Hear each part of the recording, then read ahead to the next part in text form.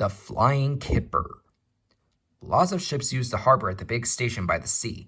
The passenger ships have spotless paint and shining brass. Other ships, though smaller and dirtier, are important too. They take coal, machinery, and other things abroad and bring back meat, timber, and things we need. Fishing boats also come there.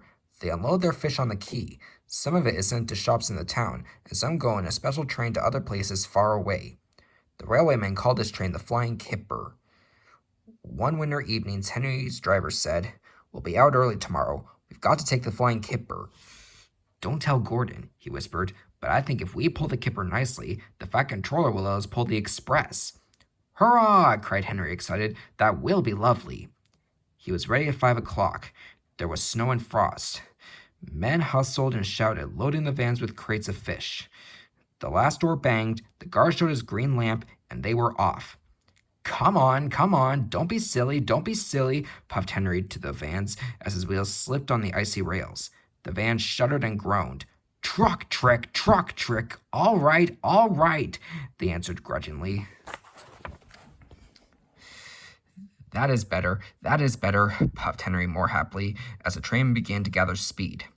Thick clouds of smoke and steam poured from his funnel into the cold air, and when his fireman put on more coal, the fire's light shone brightly on the snow around. Hurry, panted Henry. They whooshed under bridges and clattered through stations, green signal lights showing as they passed. They were going well. The light grew better, and a yellow signal appeared ahead. Distant signal.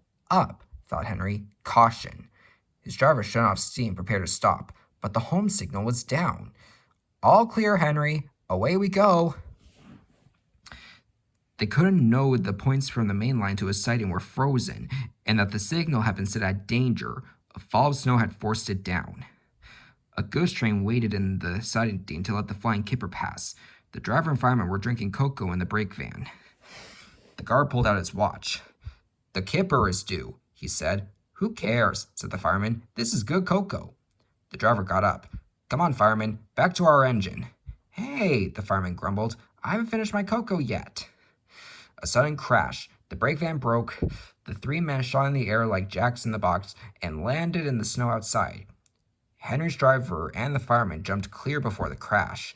The fireman fell head first into a heap of snow. He kicked so hard that the driver couldn't pull him out. Henry sprawled on his side. He looked surprised. The goods train fireman waved his empty mug. "You clumsy great engine, the best cup of cocoa I've ever had, and you bump into me and spill it all." "Never mind your cocoa, fireman," laughed his driver. "Run and telephone the breakdown gang." The gang soon cleared the line, but they had hard work lifting Henry to the rails. The Fat Controller came to see him. "The signal was down, sir," said Henry nervously. "Cheer up, Henry. It wasn't your fault. Ice and snow caused the accident. I'm sending you to Crew, a fine place for sick engines. They'll give you a new shape and a larger firebox. Then you'll feel a different engine and won't need special coal anymore. Won't that be nice?" "Yes, sir," said Henry doubtfully.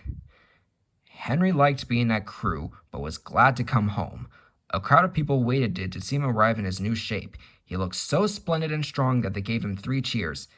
"Peep, peep, pip, pip, pip, pip, peep. Thank you very much," he whistled happily. "I am sorry to say that a lot of little boys are often late for school because they wait to see Henry go by.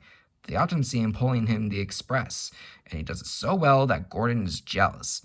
But that is another story."